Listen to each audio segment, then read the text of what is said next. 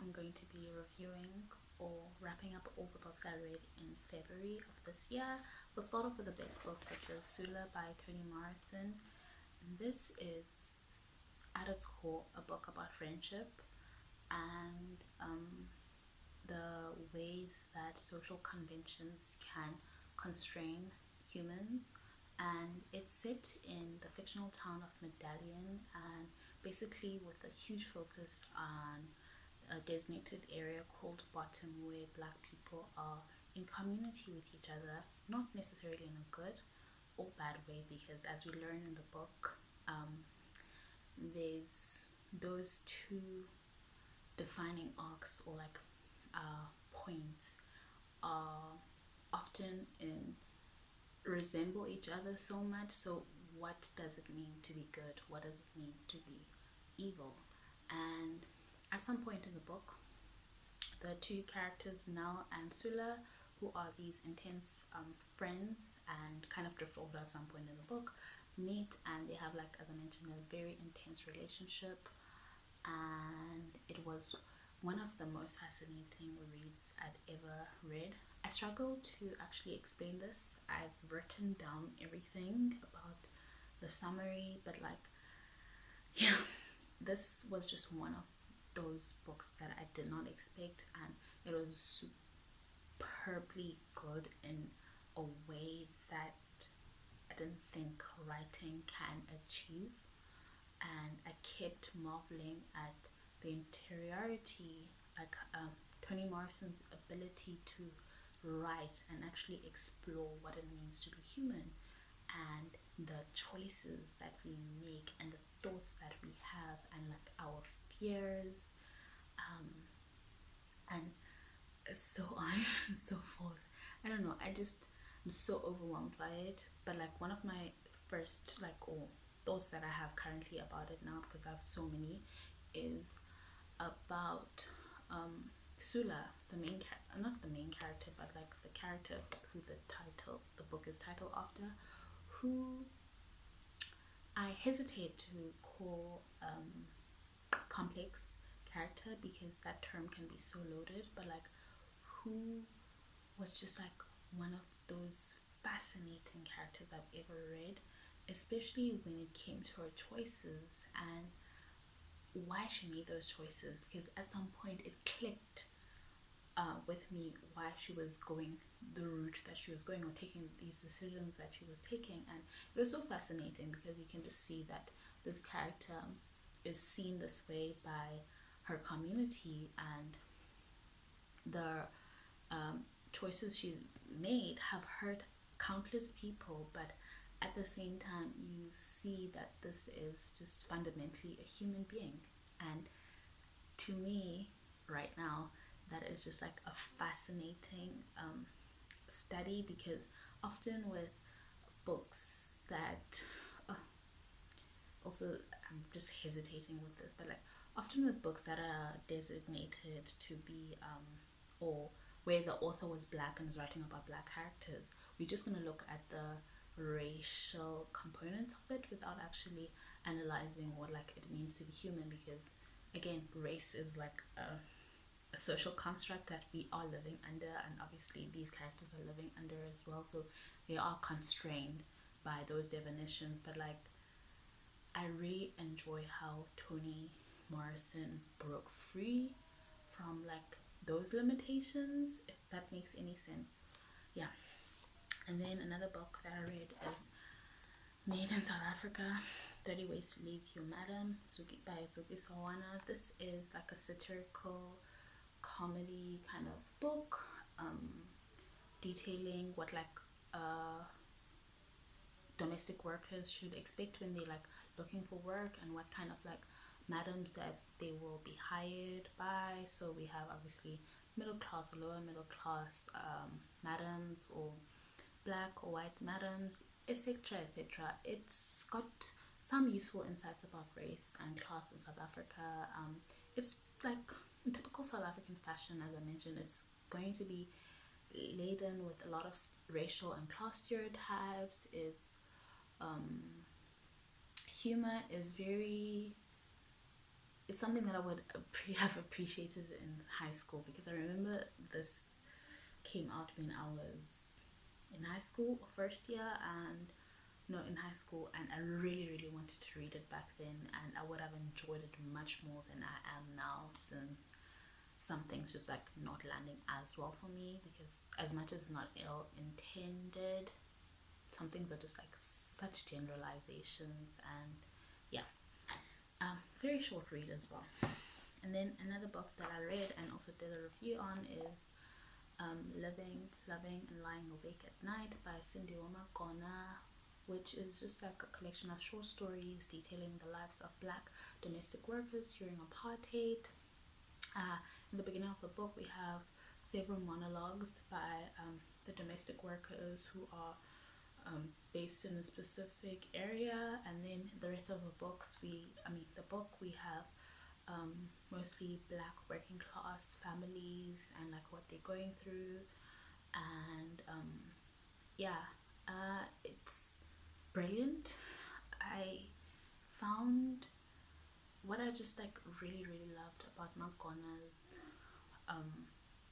writing is how she's like a historian, and she actually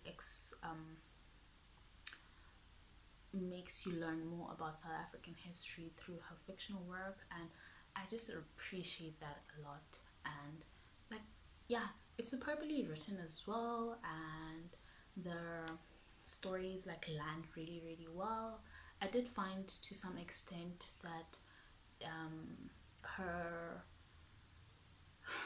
need to explain like some Xhosa phrases was just like unnecessary for me, but like at the same time, like I'm a Xhosa speaking person, so yeah, but like some things were just like were over explained. For example, there's like a game that these two children are playing, and she explains it in depth, and I was like, there's no need for that at all. But again, she was writing this in 1991, so maybe she didn't think, okay, people can just go research or something, I don't know. And then another book that I read was The Day of the Duchess. I finished Scandal and Scoundrel by MacLean. This is a historical romance following Malcolm as well as Sarah. Sarah has just returned from America, and she comes back and requests a divorce from Malcolm. It's obviously during the 1800s, and getting divorced is going to be hard. So in order, Malcolm, who's trying to win Sarah back, says that he'll grant her this wish if she helps him find his next duchess, but like he's planning to win her back during this like arrangement.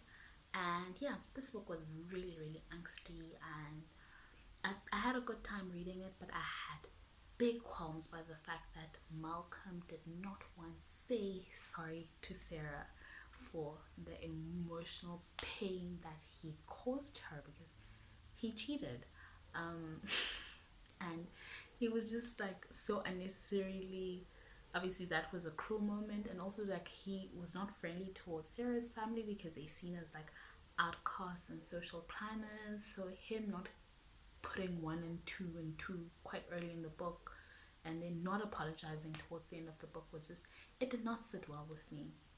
Sarah at least apologizes, like, okay, I'm sorry about this, I'm sorry.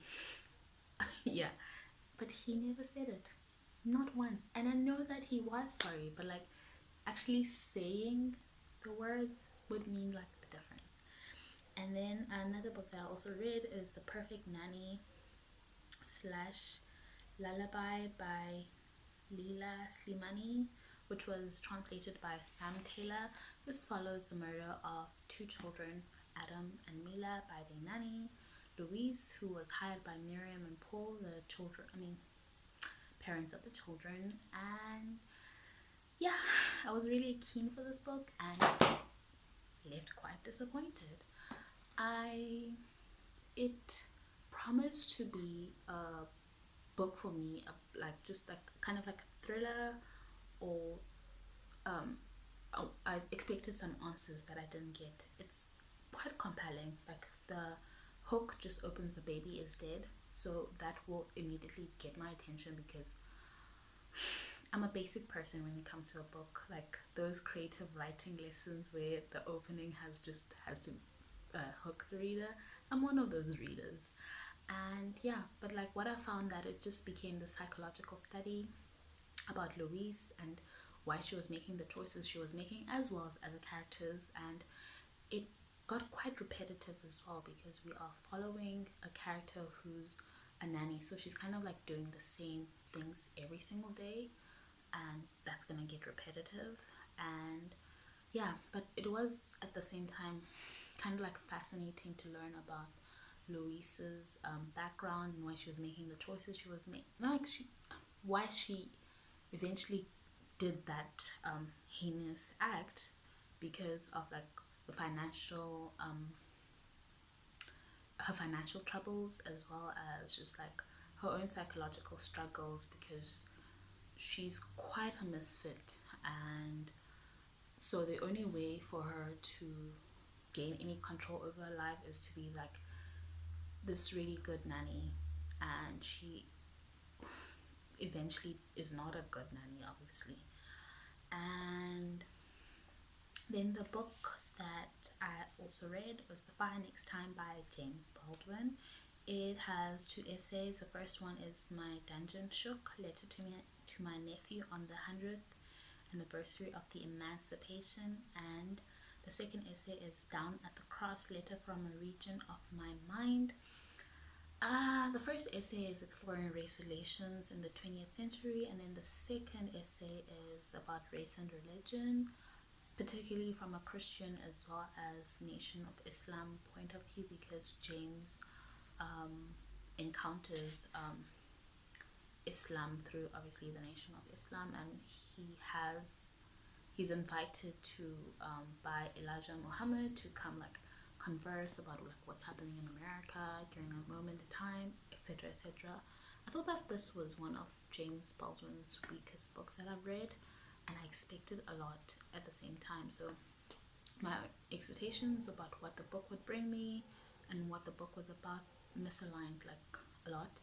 And I also expected like black radical theology, which I didn't expect. But like, I mean, the last line did really hook me, because it was just like from the story of Noah when the flood happened, and then God is like, this time I bring rain, next time the fire, next time. And I'm like, oh, such a great way to close the book.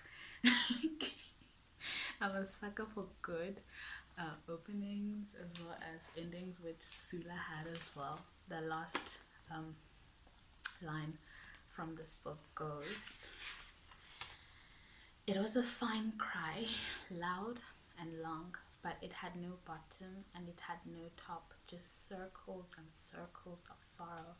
Who writes that at the end? Like, who does a conclusion that perfectly, in my opinion? Yeah, I don't know what I'm gonna read next, but I'm going off into a little bit of non-fiction again. So I'm gonna try finish The Beauty Myth by Naomi Wolf this month. Hopefully it just becomes a realization that like it's just a book at the end of the day, does not matter.